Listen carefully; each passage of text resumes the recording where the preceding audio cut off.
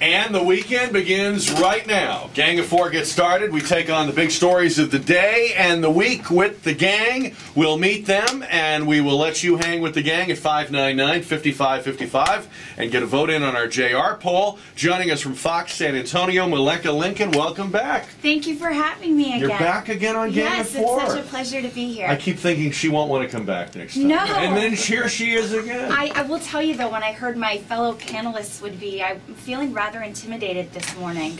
Oh, don't let these guys. It's true. No, don't worry about it.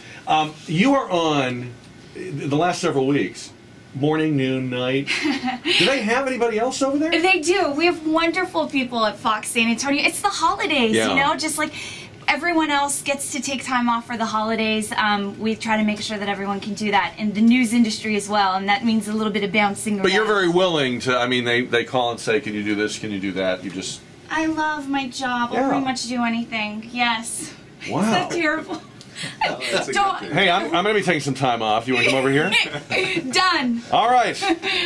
I'm for it. All right, so Mileka Lincoln from Fox San Antonio is here. You've probably heard of Joaquin Castro a time or two. Once or twice. Yeah. Thank you for having me. He is a candidate for Congress. He's running for Charlie Gonzalez's, the seat that Charlie Gonzalez currently holds, which is District 20, switching from the race in the newly created 35th District. Joaquin, welcome back to Gang of Four. Thank you. It's good to be here. And you were telling us it's been very hectic, a lot of travel at this point for you, right? Yeah, I was in Los Angeles earlier in the week and then Houston until late last night. Yeah. Just fundraising for the campaign, and it's been very busy last 6 months for me. I mean, you've really got a long stretch ahead of you, but at the same time, the dynamic of this is very different because you're now clearly the favorite to win this nomination, and the Democrat is clearly the favorite in this district. Yeah, it is. It's a solid Democratic district. It's probably about 58 to 60% Democrat. So whoever wins the primary, so you better not screw this up. That's right. Yeah, whoever wins the primary should win the general election. All right. We're going to talk about that and many other things. Joaquin Castro here on Gang of Four. And Lyle Larson knows a thing or two about running for office. He's been city council and county commissioner and currently a state representative from District 122 here in San Antonio. And Lyle, welcome back to Gang of Four. Well, thanks. Look forward to it. Joaquin, that's all based on whether the maps hold up. Oh, that's true. We're still going through a process here in Texas. How much longer are we going to be? I mean, doesn't that have to be wrapped up pretty soon so you guys know where to go? There's 3 courts involved at this point, right? Right. There's the Supreme Court, there's the District Court, Federal District Court in San Antonio, and the Federal District Court in D.C.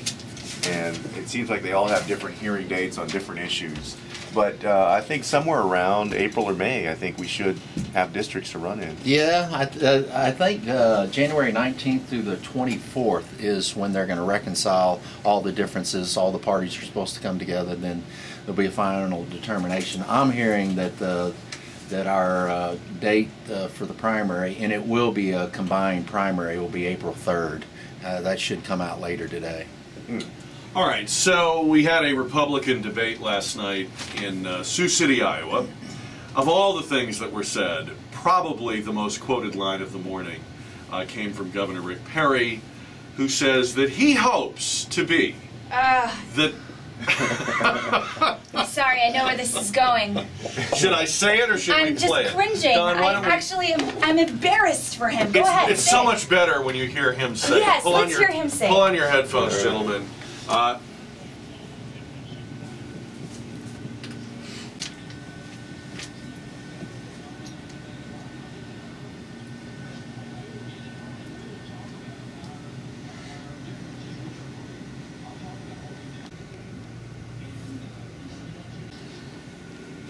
I just worry that that will become a popular expression and people will try to be the Tim Tebow of every situation in life, you know? Either that or he ruined it for everyone. You've got a test at school today and you're going to be the Tim Tebow of your test, or I mean, I don't know.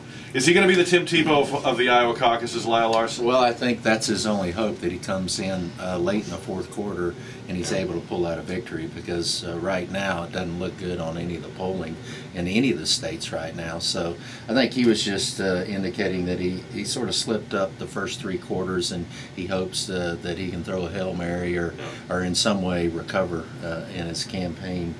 Mileka's a big college football fan. She is just writhing in discomfort at this comparison. I mean, come on, really? You're going to compare yourself to a 24-year-old who's playing in the NFL, who, again, like the biggest critique about Tebow is, does he really have the skill, or has he just gotten lucky? Why would you want to corral yourself into that comparison? I just feel like that is very not smart. But is it an appropriate comparison? Because look, he can't say I'm the Tom Brady. I'm not. He can't Clearly. Can't say I'm the Roger Staubach. I mean, he's got to.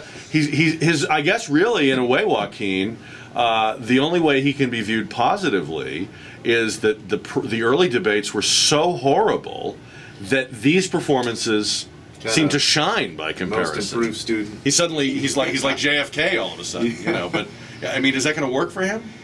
You know, he's spending a lot of money in Iowa. Oh, yeah. He's spending, I think, the most of all the candidates right now, and he's still somewhere around 4th place. You know, I don't see the governor winning the Republican nomination, but mostly, aside from his foibles along the campaign trail, if you look at the last several nominees, with the exception of George W. Bush for the 2000 election, all of those folks had to run in the Republican field more than once. So it very much is a party that rewards people who persevere and vets people on more than one cycle. And so, you know, my fear as a Democrat, quite frankly, is that Governor Perry is going to want to stay and run for re-election in 2014 because he's going to want to try again in 2016. I hope that's not the case, but it certainly bears out that Republican candidates have had to run more than once to win the nomination. Would Rick Perry be a viable candidate again in 4 years, Lyle Larson? And does some of that depend on how he acquits himself from here on out? Well, it depends on how he exits. If he exits after South Carolina and he's been beat pretty handily, then I think that it's hard to recover. It's hard to raise money and become a viable candidate 4 years later when you got drummed. We also have other candidates who are probably more attractive in that field. This is his shot. I don't think that there'll be another shot. All right, Ron Paul. See, I just had to say the name. He had a senior moment, I think, last night. You think? Is what that was. I hope so. Which moment are you referring to? Are we talking about Iran?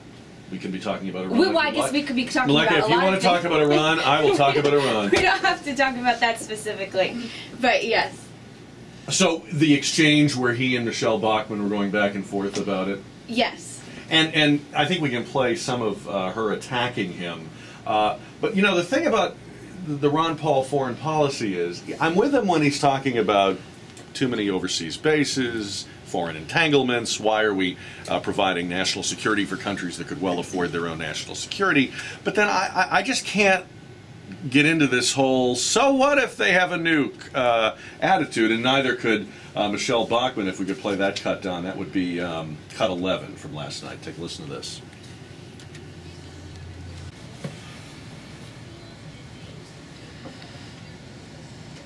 I think she called us knaves, not knaves. But anyway, look, it isn't like are there or are there not weapons of mass destruction in Iraq. Yeah. They have the centrifuges. They have the facilities. International inspectors have seen them.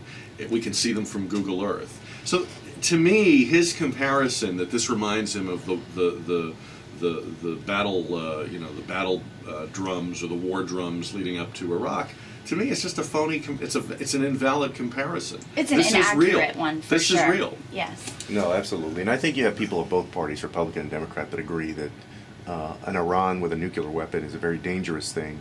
I think that people feel like you should try a diplomatic approach as much as you can, and that's where we are now. But you certainly don't want a presidential candidate to take the issue lightly. And Mileka, he seems to equate the taking of it seriously, which is what Joaquin is saying, to mean going to war or invading Iran. But I don't hear anybody saying that. And I don't think you have to do that right. in order to prevent it from happening. I think it's really a misstep on his part to try to link this to sort of jumping on the anti-war campaign and bandwagon, especially in light of, the withdrawal yesterday that took place in Iraq, and a sense right now from not just here, in Military City, USA, but a sense from people, can we really afford to go and get involved in another conflict? But I think what you're saying, and I agree, I think he's jumping too many steps ahead, when really what he should have done, I think, last night is say that the situation in Iran is definitely one that is important and is definitely one that needs to be addressed. And let's talk about the options in which we can do that without necessarily beating the war drum. So there's never been a more compelling case, I think, for the last 40 years. The federal government's position on preemptive strikes is to take somebody out that has the intention of doing harm to folks, and if they've got the nuclear capability that everybody's talking about, and I don't think there's a shadow of doubt that they're getting real close. I think that for anybody that's running for president to take that off the table, I think it's irresponsible, and I think that we've got to develop our alliances. We've tried the diplomatic approaches. We have failed. I think it's forthcoming. Otherwise, I think for a decade or several decades, this whole world is going to be under the thumb of the threat of the Iranian capabilities, and so I think that we got to have somebody that has the willingness and hopefully the ability to work with others and potentially use a military preemptive strike on those folks. You know, I almost am tempted to say, well, he says this now, but he becomes president, he starts getting those briefings, he'll realize you have to do something. But then you got to say, with Ron Paul, the guy is so determined and down the line and purist that I question whether, even if they put it in his lap and said, look, they have it, they're getting ready to use it, I think in his mind, the principle of no, we don't go to war, no, we don't look for foreign entanglements, this is none of our business. I mean, I think he would hold to that, even if his own commanders were telling him otherwise. And that that's a concern. Obviously, there are times when you're going to have to use your military strength to avoid something catastrophic. And we've got a threat to our strongest ally in that region, and they haven't in any way dismiss that promise that they're going to follow through. So I think we have to move fairly quickly. I think that the sitting president right now, he probably should have done something already. But maybe he's got plans in the first quarter of next year.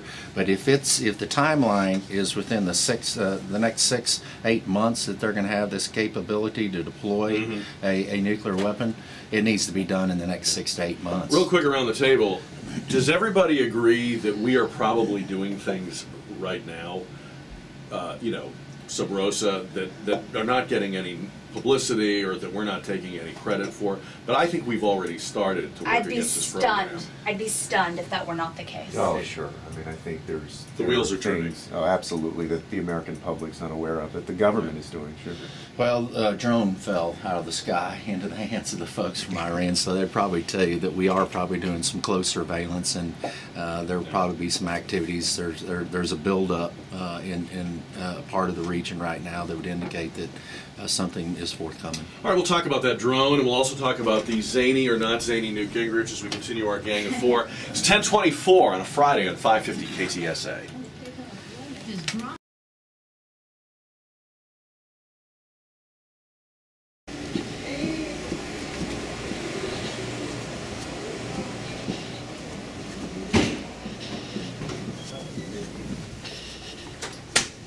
He's referring, of course, to Newt Gingrich. Is Newt Gingrich zany? I don't know if zany's the right word, but he's all over the board. I have questioned his rise in the polls. I realize he's a great debater. He can give you a good historical perspective on things, but at the same time, is he the best candidate that the Republicans can offer up for the presidency? I hope that we have someone else. The reason being is he's got a lot of baggage, and we're just starting to see some of the exposure. We saw some of the attacks about his role as a lobbyist for Freddie Mac, and all of that came out. And I thought it was pretty. It was a pretty good moment for Michelle Bachmann last night, the way she went about attacking him and saying, "Show your pay stubs." Well, was it a good moment for Michelle Bachmann, or was that really a good moment for Mitt Romney? Because isn't the real beneficiary of this dismantling of the Gingrich phenomenon. Isn't he really the guy that wins there? Well, it's not Michelle. Because she's not going to be the nominee. Yeah, Right. I don't think she can reemerge. Santorum, Rick Perry, those are the folks, or maybe even Ron Paul. If you start seeing the erosion, because Mitt Romney, the nucleus of his support has been pretty consistent all the way through, and you've got who is the conservative of the moment that has risen and fall, and it was Michelle first. Santorum's never done it, but Rick Perry's done it, and now Gingrich in that position. Gingrich is coming back to the field based on all the polling, so I think that Michelle probably was assisting Romney, and whoever is going to emerge as the conservative candidate if Gingrich is surpassed. Joaquin Castro, what was behind the use of the word zany in your opinion? Yeah, I missed the clip. Mitt Romney referring to Newt Gingrich indirectly as zany, saying, zany's a fun quality, but it's not a good quality for a president. I think, Gingrich does come across as a little bit peculiar. Everything from the Tiffany's debit that they had, or the debt for $500,000, he and his wife, his personality comes across as a little bit odd. Obviously not so strange that he's not a legitimate, strong candidate for the Republican nomination, but just a little bit odd. I do think that Mitt Romney will pull it out.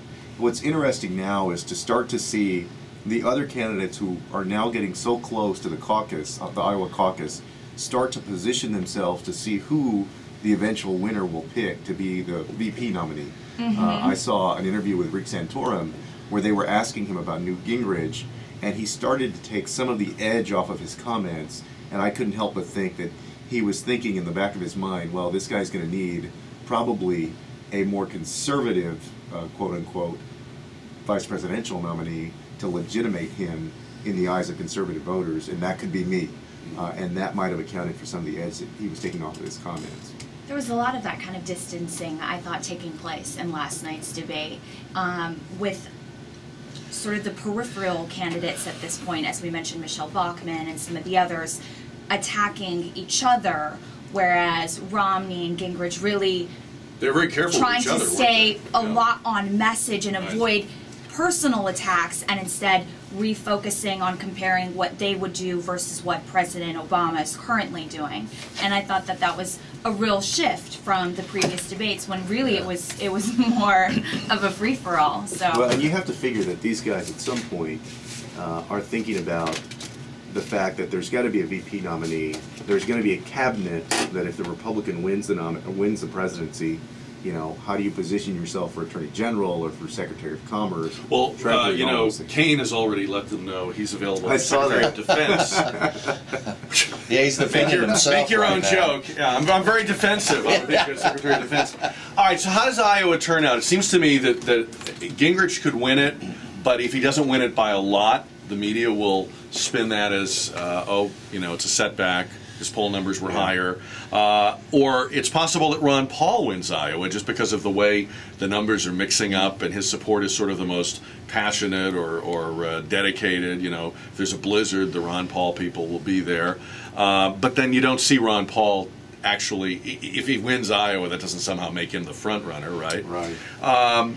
And then it's possible that Romney wins Iowa. There's already a couple of polls that, again, show him in the lead, just because, again, all of this other chaos, Gingrich is rising and falling, and Paul's surge, it's splitting those other numbers. And as you mentioned, Lyle Larson, people have mocked Mitt Romney for that 22%, but he may laugh all the way to the nomination with that. That might be enough. If he stays close in Iowa, then he wins New Hampshire convincingly, then goes down to South Carolina and places second.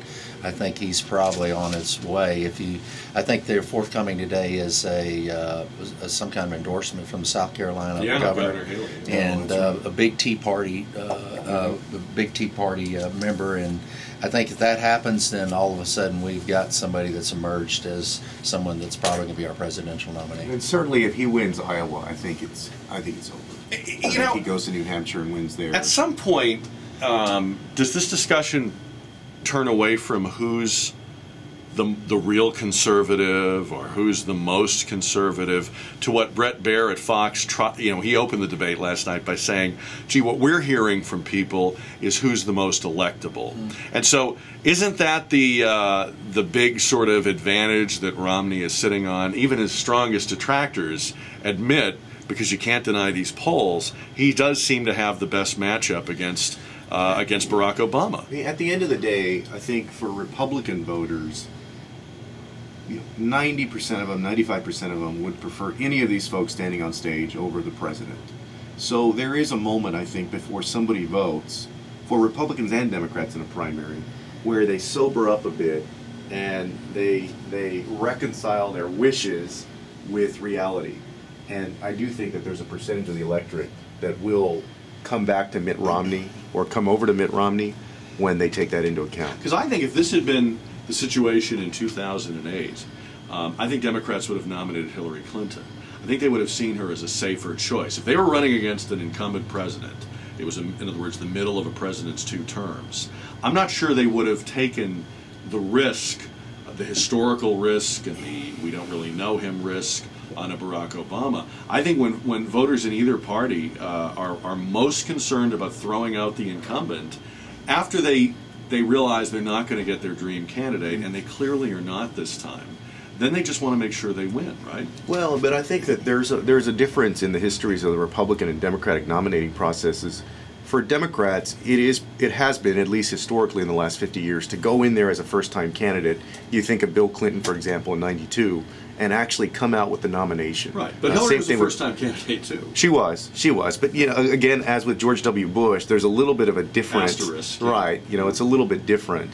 Barack Obama, again, a first-time candidate. The other difference is that for Democratic voters in 2008, and I was a Hillary supporter back then, there was not a fixed target, so to speak, on the other side. The Republican nomination was also up for grabs. Here, what's going on is that Republican primary voters, to some extent, are measuring their candidates against Barack Obama president and trying to figure out who can best win. And so a little bit of a different dynamic. We mentioned that this debate took place against the backdrop this week of the announcement of the end of the war in Iraq. The president said in his speech at Fort Bragg this week that America leaves Iraq with its head held high and proud of the success of the mission. What is the success of the Iraq war mission? I'd love to know. You're waiting. I mean, I'm definitely here, not falling in an unbiased category, because I'm a member of a military family with a brother that's over there again, and just talking with him, I get the sense of frustration and disappointment from the men in his unit and men that he speaks with, and women as well, who are over there serving, who want to know in a really concrete way, what is it that we've accomplished for all of the men and women who didn't come back home? Well, and I think that there's a sense that the president was certainly fulfilling a campaign promise that maybe at the time he had made it felt like the best decision. But now, with how far we've come, I think to kind of walk away, and I mean, don't get me wrong, I don't want my brother or anyone else over there risking their lives. I certainly don't want anyone over there risking their lives or even paying the ultimate sacrifice, and then ultimately there's nothing to show for it. That, I think, would be the biggest disappointment of them all. Well, at the time that it transpired, there was an understanding of both American and British intelligence there were weapons of mass destruction. So that was the motivation. We also had a thug that was running that country, that there was a lot of negative things going on in his country and on the boundaries. And so we did stabilize the country. And we do have the Iraqi security forces are in and now have taken over that occupation, and the American troops, I think, can hold their head high and walk out of there knowing that they accomplished what they wanted. Was there a clear objective? No. And I think that's the complicated part that Jack's alluding to, is if we were gonna basically win or lose based on a clear objective, then I don't think we have an answer there. But I do think that we have gone and created a stabilizing role in that region, and hopefully we won't make that same mistake. We're in the same situation in Afghanistan right now. What is our objective? Well, it's to stabilize the country. You know, Joaquin Castro, I had some sympathy for the president, which I know will come as a big 24-point headline to you, but look, he didn't start this. He called it silly back when it started. I don't think he, you know, his heart's not in it. But I don't know what you say at the end of a war like this. What would any president have said on that stage? Because these wars don't end with a surrendering army, a signing ceremony, the reclamation of territory. I mean, I don't know we don't even know how we're supposed to know when they're over or if they're ever over, right? Well, and I think to kind of pick up on what Lyle was saying, well, and it may be a little bit different, but I think that most Americans, and I think most people in government, if we had known clear facts back then, probably would not have decided to go into this war. I think it's probably safe to say now that we would not have made that decision. But that said, it's gone on now since, you know, obviously almost a decade now, and so it's tough to say. I do think that to some extent, if you ask what is the best thing that came out of it, you know, certainly getting rid of Saddam Hussein, trying to stabilize the region, although we saw with the Arab Spring this past year that there's a lot of upheaval over there. So it is a tough takeaway, and it has been a difficult position for the president to be in. And you know, I'm glad that it has been wrapped up. I think a lot of Americans are glad that the war has been wrapped up. We are in also a tough position in Afghanistan, and in many ways a very similar position, because how do you define success there? Right. What is the definition of success? The interesting thing about the Arab Spring, it gives the president a real opportunity or an advantage that President Bush didn't have, because President Bush's detractors would say, you're trying to instantly create a Jeffersonian democracy in a country with no tradition of it. The Arab Spring shows that when you throw out the thug or the strongman, you have to be prepared for a long period where maybe the Muslim Brotherhood or radical or you know, theocrats or whatever take over. But that's okay, because long term it's better to have this people power thing going on than having somebody like a you know, a Mubarak or a Gaddafi. And I think the president now, without having to actually say it, can just sort of point to the Arab Spring and say, look, if things go sideways in Iraq, that might not be the worst thing. That's to be expected. It's not going to operate like a Western style democracy, right? Well, but I think also, Jack, in the long term, the United States and other nations of the world who support democracy have to find a way to have a better outcome than replacing a secular tyrant, essentially, with a fundamentalist government.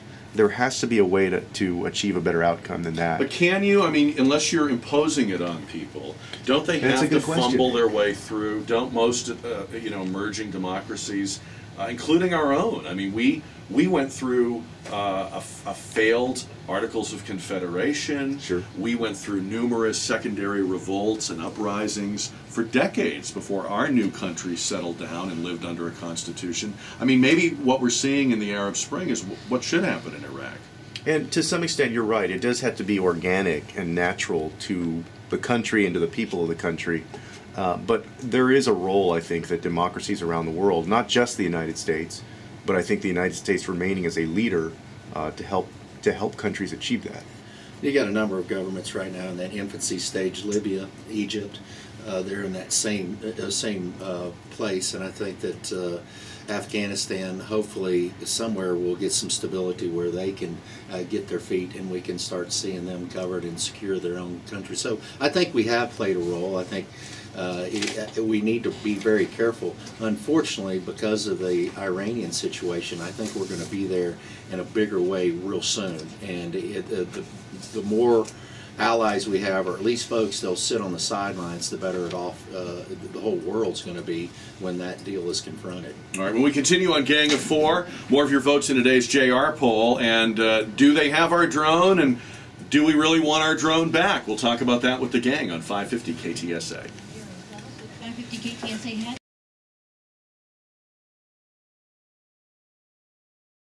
No. Look, here we go.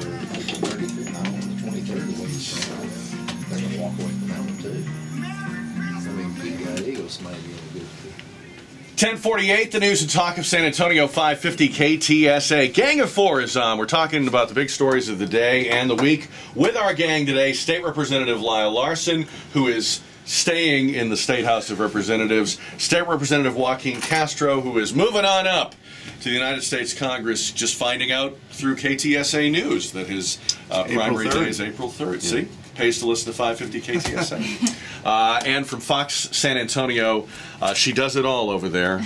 She'll be behind a camera tonight. No, I don't know. Mileka Lincoln. On Monday, President Obama said to the Iranian leadership, or said of the Iranian leadership who are parading that drone around Tehran, "We've asked for it back." I've had people say to me, they don't believe that this just accidentally crashed in Iran. That Iran, that this may be a sort of Trojan horse. We wanted them to have it. We are fooling them. I've heard people say this isn't really our drone, that it doesn't have the right coloring, or that's weird that you can't see the bottom of it, or why are the wings off? The Iranians claim they shot it down, yet there are no scorch marks or bullet holes or anything, no visible damage to it. So what's your drone theory? What do you think's going on here? Joaquin, you go first. I hadn't thought about it, you know. I hadn't either, but my listeners gave me about 12 other ways to look at this, and now I don't know what's going on. I mean, it's well, I guess you're not going to have American inspectors over there, and so there's Probably really not. no way to independently I don't think the verify what it NTSB is going over there. No. So I guess I don't have a drone theory yet. Well, people have said, you know, they're supposed to self-destruct if they are, you know, falling out of our control. I had an Army intelligence guy tell me that's true if you have good communications with the drone, but if the Iranians were jamming it, we might not have been able to send the self-destruct message. I do think it's interesting that the president's asking for it back, because clearly they're not just going to hand it over, right? Right. So I don't know what that's all about. You know, I had heard a theory from somebody that's in the military, and they said they intercepted the guidance mechanism.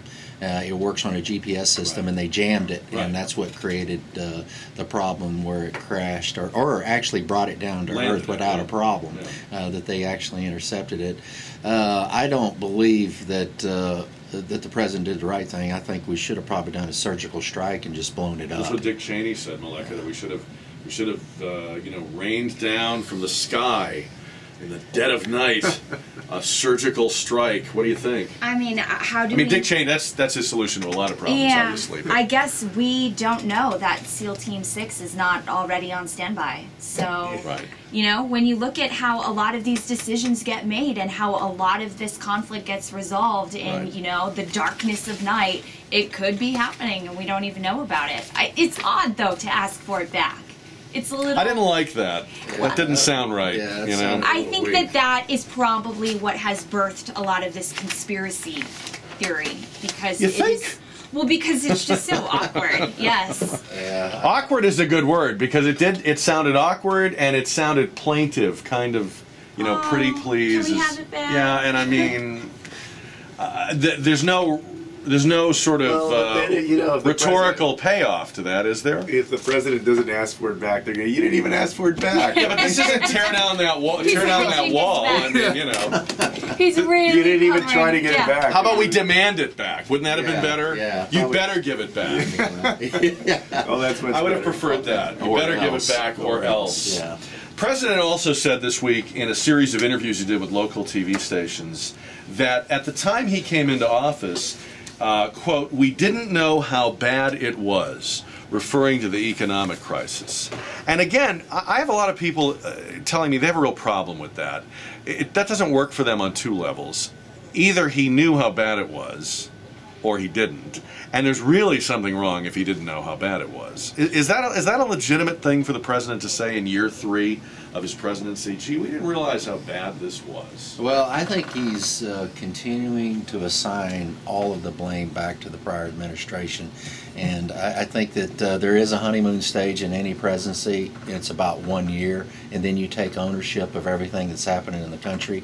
I think he's failed to do that with this economy. He's tried a number of government-driven stimulations that have not worked.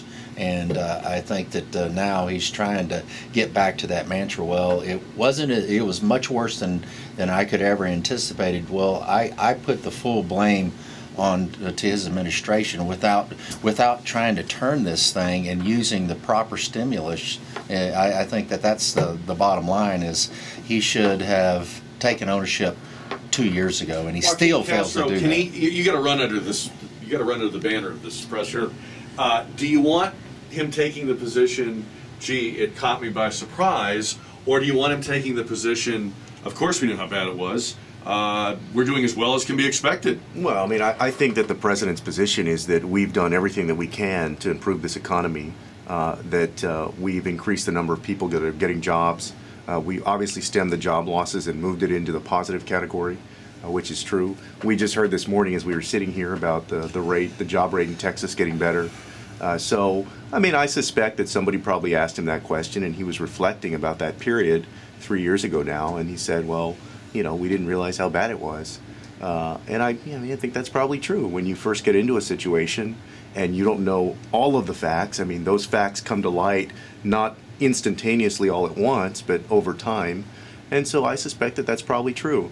But I think it opens up a big line of attack, though, for the Republicans, because whoever the Republican candidate is, particularly if it's Romney with that business background, all he has to say, Mileka, is, well, I knew how bad it was.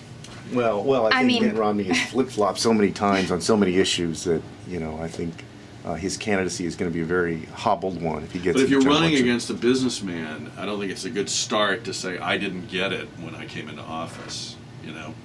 Well, I mean, can't we all be Monday morning quarterbacks? You know, it's 2020 vision is, you know, best in hindsight. And so I'm not saying that perhaps he maybe should have provided a little more context to that statement. I don't know if that's the quote in its entirety. I didn't hear the interview. I don't know specifically what led into that. But I do think that certainly just a combination of what both Lyle and Joaquin were just saying, I think it would be a shame if it's true that he had no idea and was blindsided, which it doesn't quite sound like he's saying. But then also, I don't think a lot of us had the fact. I mean, did you know 3 years ago how bad it was going to get?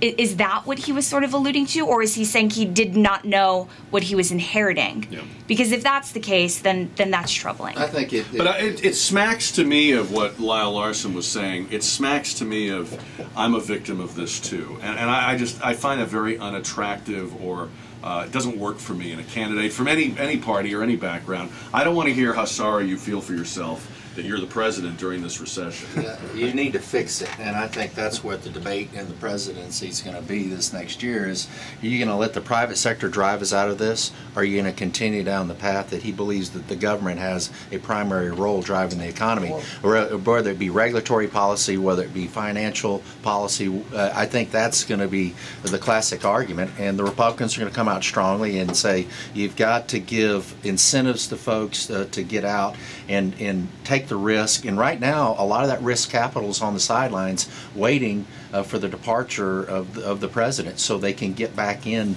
and start making money. They're not going to take the risk based on the situation that's taking place right now. And I think that's just going to be the two arguments, whether it's going to be government driven or it's going to be private sector driven. He's tried the government driven approach. It has not worked, and we're starting to see at the end of his presidency, we're starting to see the job rates drop because the effect of what he's done, we're starting to get through it a little bit. All right, we need to take this break. We'll come back with more Gang of Four. It's 10:56 on 550 KTSA.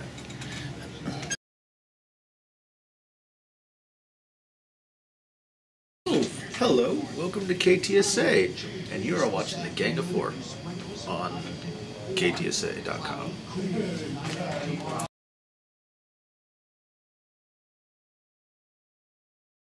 Karen Klaus, say good morning to this good-looking Gang of Four.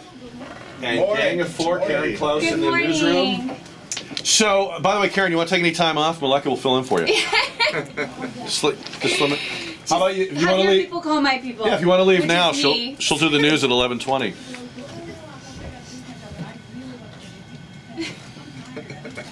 What do you think, Karen, of this? This story I'm looking at is about one woman in particular, but this is actually happening around the country, where people are going into Walmarts and Kmarts and paying off other people's layaway accounts.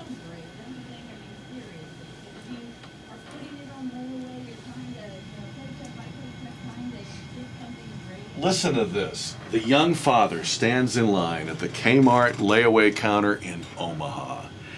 He's wearing worn-out clothes, boots with holes in the soles of the boots. He's got his small children with them. He's trying to make a little bit of a payment on his layaway because he knows he won't be able to pay the whole thing before Christmas. Then, out of nowhere, a woman in her mid-40s, not known to him, steps forward and says no to the clerk. No, I'm paying it. Pays off the layaway account. She also handed out money to people on her way out of the store and helped a woman who was in the cash register line pay for toys. Similar stories in states like Nebraska, Michigan, Iowa, Indiana, Montana. How about that? I mean, it's not all one woman. It's obviously a lot of people doing it. This is the spirit of the season. You remember when the pay it forward coffee things sort of took off when people were going through the drive-thrus and paying for the cup of coffee for the person behind them, and that was like so amazing and wonderful if you're a morning coffee person. But this is so special.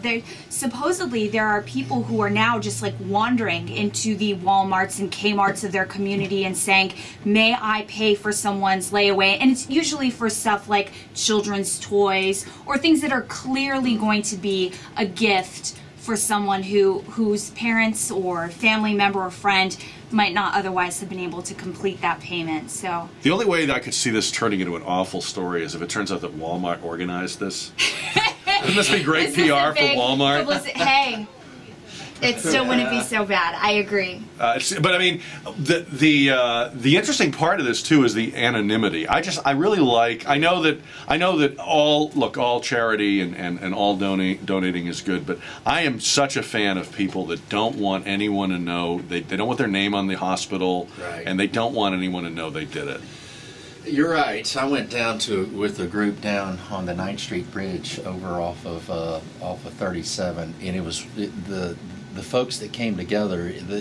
They call it taking it to the streets, and there was a lot of different folks from a lot of different backgrounds from all over the community to come in and feed the homeless, and they have that anonymity. It's like, you know, they don't want to talk about who they are. It's all about the cause, and it seems so much more rewarding than somebody sitting there saying, hey, I want credit, you know, and give me some personal credit, I want to put it on my resume. More genuine. So I think that's more of the spirit of Christmas. That's Lyle Larson on Gang of Four. We have Joaquin Castro. We have Mileka Lincoln. And Joaquin, you wanted to get back at Lyle Larson. We were talking about the economy right now. Well, I wanted to respond, but now we're talking about Christmas. That's okay. I know you've got to go early. Giving. Go ahead and ruin it, I'd like to show him. Giving, I will retort to his Republican give him some feedback. But I know you got to leave a little early, so I wanted you to get that in. Yeah, no, I mean, you know, Lyle talked about competing philosophies of government, and I think as Democrats, we fundamentally believe that government can't and shouldn't do everything for folks, but that it has an important role to play in what I've been describing as the infrastructure of opportunity in this country. I think what distinguishes the United States of America from other nations in the world is for generations we as Americans have come together, oftentimes through government, to build out an opportunity society that allows people to achieve their American dreams, whether they want to be a teacher, an engineer, a lawyer, whatever it is that they want to do, that there is a path in society, in American society, for them to achieve that. And that's the reason that this is a destination country around the world. It's the reason that people have come here for generations. I don't think that people come here for the lowest corporate tax rate. They come here to be part of what we've built up. And the reason I say that, Jack, is because I believe that the debate going on right now and the fundamental difference between Republicans and Democrats in this day and age is that there is a real effort among some in the Republican Party to dismantle that infrastructure of opportunity, to not preserve it, and also to not continue to build it. And I think that that's a bad thing for American society generally. Is it possible, though, that you go from creating an infrastructure of opportunity to picking winners and losers, to rewarding and punishing. Isn't it possible to take that philosophy to the point where you were elbowing out of the way those in the private sector who also see a benefit to developing human capital? I mean, people who make money, Joaquin, know something about the value of human beings. Well, they know how to get the most out of people. But Jack, consider this. On two of the Republicans' biggest complaints, taxes and immigration, consider the fact that right now, our overall I feel like taxes... I'm running against you, by the way. I know. We can just debate right now. the Republican candidate just in 20. Go ahead. I'm Please sorry. don't file for the nomination. Two of the biggest complaints, taxes and immigration, for example. We have our overall tax burden in this country right now is one of the lowest that it's been in the last 4 or 5 decades. That really is a fact. In immigration, you've seen the numbers. Those are probably a little bit more familiar to all of us. We have a president whose administration has deported more people in the last 3 years than any president in history, including George W. Bush, That's an including odd Bush talking 1. point for a campaign. Well, but it's a fact. It's a fact, but that's why it's so odd to me that you still have folks who speak with such a strong voice on the right, acting as if those numbers don't exist, acting as if this president has been the weakest president on these things, when in fact he's been one of the strongest. Fair enough. And on that note, I know you have to. I'm throwing you out. No, I'm Yeah. just kidding. I know you have to leave. Throw early. the Democrats out. I'm right? glad you were part of Gang of Four. I hope Thank you'll be you, able to Jay. come back. Even I will. though you're going to be very busy with this other thing you have going on. Wow. State Representative Joaquin Castro Good to be here with y'all today. Yes. Likewise. on Gang of Have Four. have a great Christmas. You too. Merry Christmas. And I promise Merry Christmas to you. We will not talk about you after you leave. But I'll just be listening to just the be on the car. safe side. Don't listen. All right. Well, anyway, Gang of Four continues, but Joaquin is making his way to some other responsibilities today. It's 11:15 on 550 KTSA. All right. So let me ask the gang as we continue here. We mentioned him earlier in the context of the Rick Perry comparison. Tim Tebow. Everybody's got a take on Tebow. Let me give you a couple of them very quickly. A rabbi, Josh Hammerman, wrote on his blog this week that he fears that with Tebow's confidence that God is on his side, if he is continuing to succeed, if he was actually to win the Super Bowl, Mileka, I know you don't think that's going to happen, it will embolden the faithful to do insane things like, this is what he wrote, Okay. burning mosques, bashing gays, and indiscriminately banishing immigrants, those not deported by Barack Obama. While America's become more inclusive, writes the rabbi, a Tebow triumph could set those efforts back considerably. He says that Christians will go on a rampage if Tebow keeps winning games. Where is he getting that?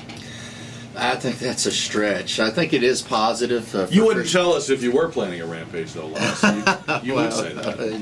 I think for Christianity, it is a boost. He definitely wears his faith on his sleeve, and he lets everybody understand that his convictions are strong, and he believes that his capabilities are provided to him through God. And I don't think there's anything wrong with that. I know Why does that scare people? I know. I don't understand that, and there's a lot of critique about his willingness to do that. I think it's a great attribute.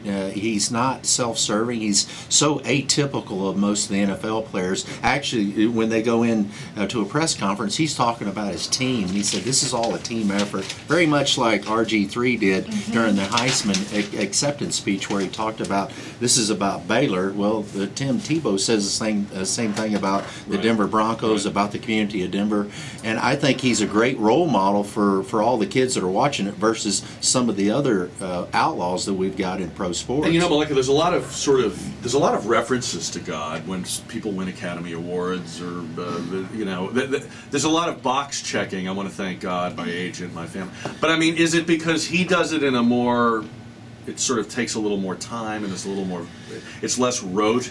Well, I'm going to say I don't ever think that Tebow comes across as inauthentic. And I think that is truly one of his most redeeming qualities, whether you like him on the field, whether you're waiting for the bubble to burst, no matter how it is. So this would be very hard to that. watch if we didn't believe that it was genuine. And I do. I personally believe that it is very genuine. And it's funny that there is the kind of criticism that there is. It's not very vocal, but you know, it does exist in pockets because religion and sports have been tied in together for so long. How often do we actually see someone fall on bended knee or, you know, make the sign of the cross after something happens to them in the Olympics, in NCAA, in whatever, you know, regardless of what it is, you know, on the AYSO soccer field. I mean, this is something that really has been very much part of sports culture. I think what's happening with Tebow is you have an unrealistic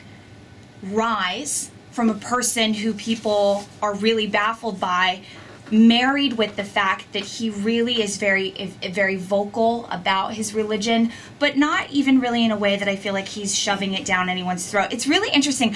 I'm not a Tebow fan. I know it doesn't sound like it right now, but I really like watching him, and I think it's because he never has come across as someone who's play acting. He really just seems very authentic, and I think that as long as it continues to be portrayed in that manner, I think he'll continue to be embraced by not just Christians, but other football fans. And really, as Lyle said, he's a great role model. 24, he likes his teammates, he likes his family, he likes to thank God. He hasn't been arrested, he's not shooting anyone, he's not a cocaine dealer, as we just found out is allegedly happening with Sam Hurd. You know, so I think it's good. Give him more time. Faith-based underdog. It's a classic American story. Yes. You know, people look for folks like Tim Tebow to emerge, to be a success in our pop culture that we can look at and we can rise up. And on Sundays, so when kids are running around, they want to be Tim Tebow. They want to wear his jersey,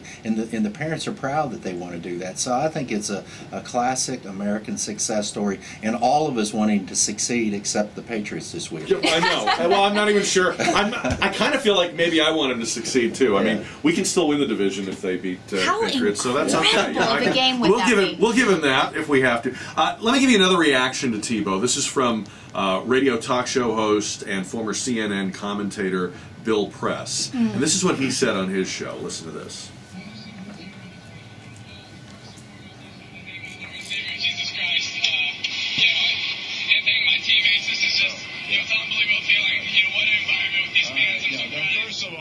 Have to thank my Lord and Savior Jesus Christ, and you know what I want to say? STFU. I'm tired of hearing Tim Tebow and all this Jesus talk. I don't know about you. 866-55 press. Come on, Tim Tebow. Of course, I'm gonna tell you, he better be praying up, be praying hard this week because he's up against a real quarterback on Sunday against Tom Brady and the New England Patriots. I'm trying to figure out. Everybody wants to make him a hero. STFU. Do they play in the Conference USA, or I'm trying to think I'm not school that is? exactly what that stands for. You guys really? What? No, I know what it is. Oh, okay. I was just. We're all okay. Oh, Yeah. I was worried. Like I thought she was going to have to explain. Yeah, no, I was these like, guys. this is going to be really awkward. Yeah. More awkward than press. I should. You know what? I should have pretended I didn't know ignorant. because I wanted to see her explain it. Oh. Yeah, exactly. I blew that one. That could have been great radio. I think that made him look really ignorant and But he's not the only really one saying it. Right. Even people in sports are saying, wasn't it Jake Plummer who even said, I like the guy, but I wish he would stop doing that. Yeah, I mean, okay. Well, don't watch him. Don't listen to him. Would Don't we interview say- him. I mean, it's just, we know he's going to say it. Yeah. So since we know he's going to say it, let's move on to the other things that he's also saying. I mean, Would again, the reaction be the same if Tim Tebow was Muslim and wanted to pray 5 times a day, and if one of those prayer times was during a game and he went over to the sidelines and put out a prayer mat? Would people say STFU, Lyle Larson? Well, I don't think they would accept it in this country as readily as they have. See, I think they would actually, in a way. I think we're able to respect what we see as genuine religious expression, not somebody running a cult and seducing children. But I mean, when we see something as legitimate, even if we don't understand it or share it, I think there's wide respect for that. Well, there is for Tim Tebow. Everybody that I talk to, they like the guy. And you look at the quarterbacks this weekend in that game. Tom Brady, he's a stand-up guy. He's a great athlete, highly respected in the NFL community and beyond that because of his family. But he doesn't talk about his faith as much as Tim Tebow does. But both of them are great role models for kids. It's just a different way of going about expressing your faith. And I don't think there's anything wrong with what Tim Tebow does. He says it at the outset, and he doesn't belabor it. He talks about his faith in Jesus Christ, and he thanks his Lord and Savior. You can say a lot of things on those interviews, and a lot of folks do. They thank a lot of different people. He feels strongly in his convictions. I think people are it resonates with a lot of folks, and so you're right. As long as it's genuine, I think that people accept it. It bothers me that we're even really having this discussion when there's so many people who are like, I would like to thank fill in the blank, whoever their sponsor is. My agent. I would like to thank fill in the blank, whoever got me my $1 million raise. Right. Somehow, we're not taking issue with them, with the product placement. We're not tired of seeing the Nike swish. Right. That somehow is annoying, but this, again, young man who, by all accounts, in terms of my perspective of him, again, is just really being genuine and offering it up. And when we talk about lifestyle, correct me if I'm wrong, but is Tebow not the son of a pastor? Right. This man, this quarterback, comes from probably a very different kind of lifestyle than many of the other players, and maybe the reason why we haven't heard expressions of this kind or such vocal religious adoration from other people is because maybe they just didn't grow up the way he did. This is clearly how this guy grew up. If he had gone to USC, in him. Yes. You would marry him. That's the only thing he did wrong. That is amongst many. Or Pac-10. Maybe if he'd just been Pac-10. Yeah, for the listening audience, their faces beat red I'm right like, now. what? I'm just saying. I think it's nice, and I think anyone who spends time like Press does. Man, that just didn't it not sound ugly? It just sounded ugly. Yeah. It makes me feel that maybe people are waiting for this to fall apart. Yeah. They're waiting to find out it isn't real because in their worldview, it's never real. Yeah. Nobody's ever really. You guys are saying he's a role model and kids want to be like him. I think there are people who believe there is no such thing, and that every person we admire is just someone we haven't found the dirt on yet. Well, he's been pretty consistent all the way through college and then into the pros. He's never changed his mantra. He's talked about his faith all the way through, and that's the background, the Super Bowl commercial, his pro-life initiatives, all of those things are consistent. So I don't think you're going to find any dirt on him, and I think that's what's even more refreshing is I don't think at the end of the day we're going to find that he's got demons or he's got skeletons in his closet. He's a pretty straight stand-up guy, and everybody wants that right now. It's refreshing to have that in a role model. And I did hear somebody say that he should be Ron Paul's running mate, but I think we're quite ready for that. Well, we do. Definitely, the Governor Perry saw the benefit. Let's see if he makes the playoffs first. All right, when we come back, the lightning round on Gang of Four. It's 11:27 into the newsroom on 550 KTSA. Written Texas has continued.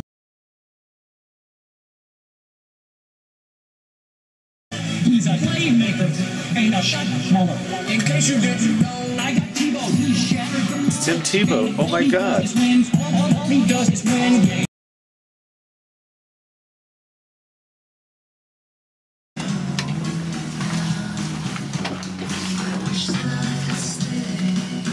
Time for the lightning round on Gang of Four here on 550 KTSA.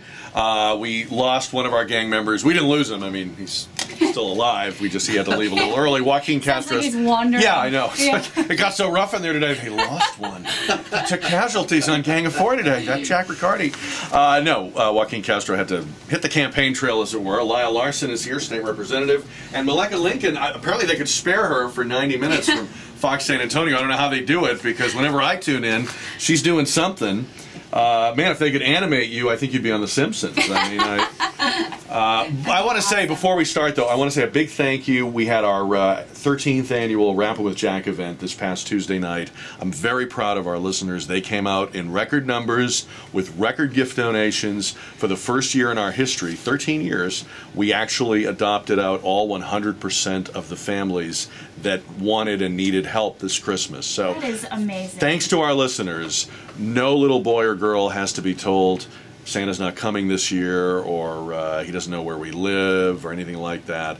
And again, a big thank you to our sponsors, to everyone who came out and wrapped and donated gifts, and just a great feeling. So. It is. The charities are way down this year, and just about all the way across the board, and every giving organization, the Salvation Army, all of the downtown organizations that deal with homeless and deal with kids. So that's a great tribute. Well, it was my incessant pleading and my incessant, begging and wheedling. And it worked. I'm not proud of some of the things I had to say. But they had to. Non-profit fundraising model. Yeah. This week, Time Magazine named The Protester as Person of the Year. Mileka, did they get it right? I think so. I mean, this is not the first time that they have not actually picked an individual. Right. Was it a couple years ago? It was like a mirror on the cover, all of us. and it was you. Yeah. And that was a little.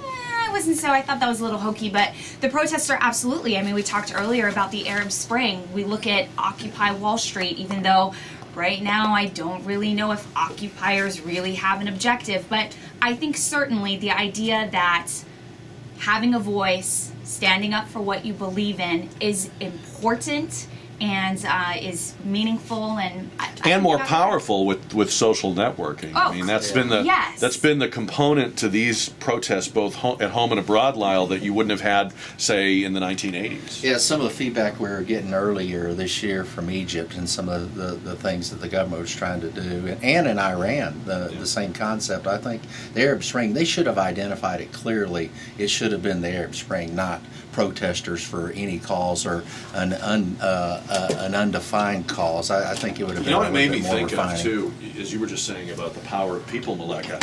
I was thinking back to Tiananmen Square in 1989, and I was on the air when that was happening, and the way that the dissidents in China were getting the word out, they were faxing people in other countries. The fax machine was at its brief zenith in 1989. Now, imagine what might have happened. Imagine how history might have been different if the protesters of '89 had Facebook or Twitter. I'm going to say radically different. I mean, when you talk and cell phone cameras. Right. When you talk about how the video of, I guess, the man, if you want to say, who really kicked this off. Stood in front of the tank. Who stood in front of, and then now with the Arab Spring, with the gentleman who set himself on fire in protest, and the way that video was distributed and discussed, and his just plea, and how he was just standing up against injustice. I mean, that circulated like so quickly. I don't want to use the expression wildfire, but yes. And the power right now of social media when it comes to everything, not just when we're talking about right now with protesters, but in politics, with the economy. I mean, just things get started faster. Yes. And come to their fruition faster. Yeah. Yes. Social media is more important than your mail outs. The mailings. That used to be the traditional approach to politics. Now you don't even do it anymore. Yeah. People have taken that out, and it saves you a lot of money. And social media is so inexpensive relative to the conventional approach to politics. So I guess getting a like on Facebook is the new way of getting a handshake, right? It is, Yeah. and then to get it to metastasize, and you get different groups, and you start feeding in it, start getting links, and it's incredible how it works, and you can mobilize so many people quickly for your cause. Well, not everybody's a fan of Facebook. Blogger Daniel Galati wrote this week for Harvard Business Review that Facebook is making us miserable, he writes. He says the reason for that is people get on Facebook and they see what everybody else is doing and where everybody else is going and what cool tunes they're listening to on Spotify, and they feel like their own lives I'm really not going anywhere, and I'm not really listening to anything, and they feel diminished. And then he says we're spending too much time on Facebook, and this has been a criticism of social networking before, that maybe you should actually be face-to-face with some people once in a while, not always just seeing them in a chat window. And then finally, he says that he would recommend people shouldn't give it up, but maybe just take a day off a week from Facebook. Now, you, Mileka, I mean, you can't put your phone down on the counter here. Could you take a day off? If I said you got to take a day off, could you do it? Sure, I could do it, but Be a struggle.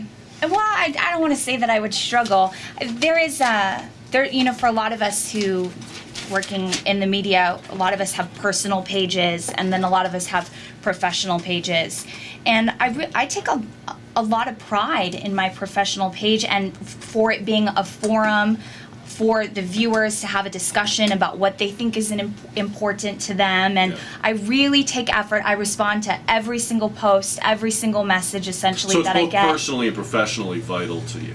So for me, like, to take a day off for that, I would hate for it to then come across as what you have to say is not valued, what you have to say is not important. On my personal page, sure, I mean, I could unplug. I don't think anyone would. A lot of heartbroken people. No, I don't know. To them the next day. I don't know, but it's so important. But with everything, like, I wouldn't sit down and eat an entire chocolate cake, even though I'd want to. I think in moderation, that should be probably just a good measure. Yeah, you can definitely get overexposed in Facebook. Yes. You post too many times, then people are going to disconnect from your page, or they just will go blind to everything you're posting. So you got to be careful that you use it in a measured way. I would like the people playing Farmville to take a day off. Oh, yeah. Yes, I could take. I'm not buying you a cow. I don't get that. I'm not getting you anything. I don't. That is one thing I do not get. I mean, you have to start a virtual farm to feel connected to people? Yeah. Very odd, very odd. It was reported this week that marriage rates in the U.S. have hit an all-time low. Yes. As long as they've been keeping the records, only 51% of people over the age of 18 are married today. Just 10 years ago it was 57%. 50 years ago it was 73%. So this was reported in sort of a, oh, that's too bad kind of way. They don't know what they're missing. But to me, behind these numbers, it shows that people are waiting longer to get married. Yeah. And getting, you know, maybe getting a little further along in terms of their careers or their savings. I mean, I think it's a good thing. I think it's good that people are waiting a little longer and being a little more selective. Because it seemed like the last thing I heard about marriage was a lot of complaining that there were too many divorces. Right. Yeah. Your divorce rate hasn't declined. It stayed at 50%, but we're seeing less people that get into it, and they're waiting longer. I think the average now, it used to be that it would be before you're 25. Now the barometer is closer to 30. For men it's 28 or 29, and I think women it was 26. Yeah, okay. Well, that sound about right? I mean, it's funny. I've got a couple of ladies that work in my office, state office, and one's 27, one's 28, and it's like, we got to get married. We got to find a dude, you know. And that's their preoccupation in their social life. And I said, well, it's going to come to you. You know, there's folks out there that will find you. Well, you don't understand. We've got biological issues, and they're more of the traditionalists. And then there's a lot of folks that just take a position that if it happens, it happens. If it's not, I'm not preoccupied. Now we know what gets discussed around the Lyle Larson office. Yeah, well, that's I exactly had no idea. right. That's exactly right. Well, we brought it up yesterday. You're a good boss that they can tell you that. I don't think that those numbers indicate that something is fundamentally wrong with the institution of marriage. I think that it just indicates, you know, like you said, less people are getting married, and maybe it's because more people are being wiser take your time. about their life partners. Kim Kardashian, you know, 72-day marriages. When you're hearing about things like that, and then you're wondering why less people are getting married right away, I mean, that's why. So that's a good point. Yeah. And finally, a study this week from Williams College. The headline is, "The hotter the woman, the better men think their chances are." They took some dorky guys, they put them in a speed dating type of setting with women, and the guys, now these women were not necessarily available to these men, they were just participating in the study.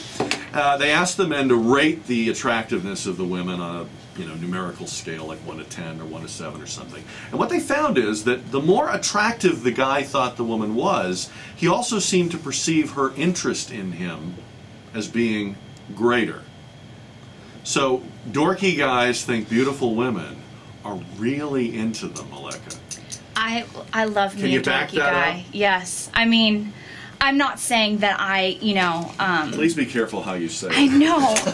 Now We've got some very frightening people out there. Don't offer any Look. encouragement. I think that perhaps what this study picks up on is that a man is probably more attracted to women that they think they have a chance with, and therefore will find that woman even more attractive because they think, I have a chance. I always Am I have the opposite explaining view. that? If I saw a picture-perfect woman, Yeah, you're in I trouble. would think, Yeah. no way. I like I'm not her even friend. gonna. Her friend looks good. Yeah, You know? I've got Yes! a chance with her friend, and Yeah, that's her I friend think has it's kind of of crooked front teeth. Yeah. The nose is a little off. That might be a realistic. I like case. her, and my buddy that's the starting quarterback. He's got a shot for her, and that's so it's counterintuitive. I think the Revenge of the Nerds has come home to settle that there's this newfound confidence, because you're right. The way I grew up, the very attractive women, and if you didn't feel like you had a chance for it, you never thought she was looking at you. You thought her friends were. The other thing they found out was that among the women consistently underestimate men's sexual interest in them. And I don't know how, I mean, of course they're going to underestimate it. You couldn't overestimate it, right? Yeah. So that's not really a bombshell to me. Yeah. Women do not realize how much men are thinking about that. Yeah. It's the old adage is there's always interest. Yeah. And in a woman, a lot of times there are other things that are a whole lot more important. And so I'm speaking for the general population, man, not myself. The study concluded that men and women should be more explicit about their level of interest and their level of availability. But I don't know how that would work exactly. Do you say, hey, I'm 75% interested in you, or hey, I'm 62% available to you right now? I mean, I don't know how that exactly would work, but I guess we'll keep, this has been going on since the beginning of time. So. Yeah, let's get back to that Iowa primary. Yeah, how about that drone? That Iowa primary. All right, on that awkward, Of all the things we talked unpleasant about, how note. is this the toughest? Both of us looking at each other. I don't want to answer that. Can't get out of this room fast enough. Mileka Lincoln from Fox San Antonio. Always good to see you. Thanks for Aw, coming thank on. you for I'm a having big me. fan. Yeah. And Lyle Larson, I'm a big fan of you too. Well, thanks. Good luck in the ledge this thanks. coming year. In any event, we have Taylor Trash coming up, and we have a man who's written a book. He says Europe has a warning for America, and the warning is don't make the mistakes in your country we've made in ours. We'll meet him in our next half hour. It's 11:45 on 550 KTSA.